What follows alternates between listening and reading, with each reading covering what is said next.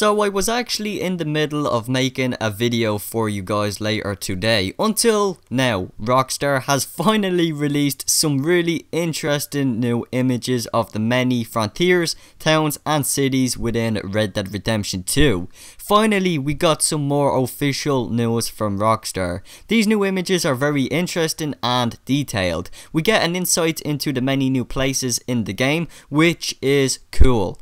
Along with these towns, Rockstar has given us a short description about each of the places mentioned. So let's take a look at what's new, and I will of course read the short descriptions about each place so you guys can get an idea of what life is like within these places. The first town mentioned by Rockstar is of course none other but the town Valentine, which was the town that appeared on the leaked map. This is what the description says about Valentine. A raucous, rough and tumble town in the heartlands. Valentine's livestock auctions attract traders, ranchers, cowboys, gamblers, outlaws and prostitutes from far and wide, all looking to make some money, raise some hell and have a good time. Wow, by the description of this place, I am definitely going to be making my visit and journey to Valentine. This sounds like such a crazy wild ass place for people like Arthur, and seriously, that description is...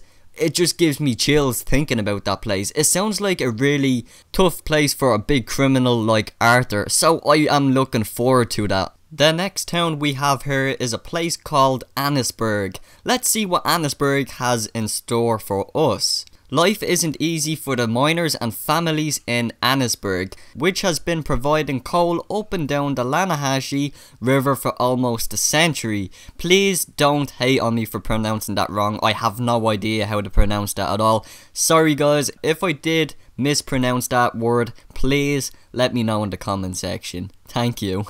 Working conditions are terrible for the little pay, and many men have lost their lives down in the pit.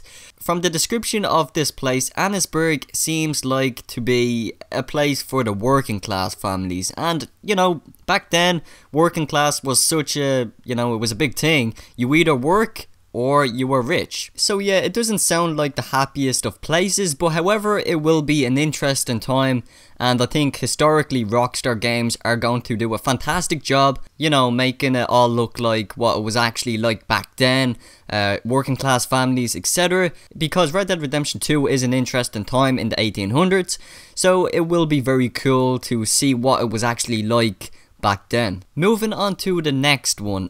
So the first look at a city in Red Dead Redemption 2. This is the one we've been waiting for the most. The city of course is named Saint Denis or Saint Denis, whichever way you want to pronounce it.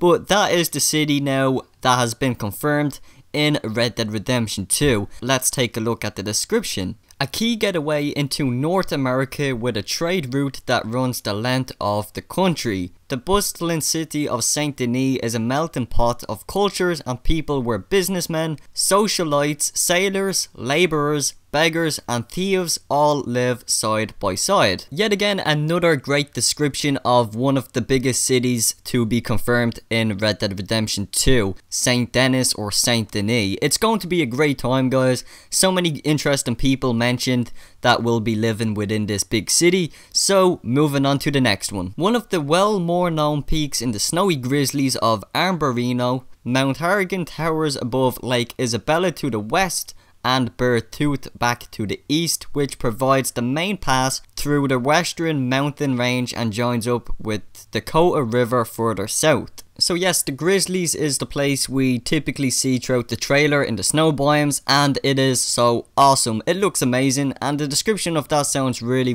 detailed and sounds really cool. It just makes me want to go to the Grizzlies and explore the whole entire mountain range. But anyways guys, like I said, I do apologize for any mispronunciations in this video of the names of the places.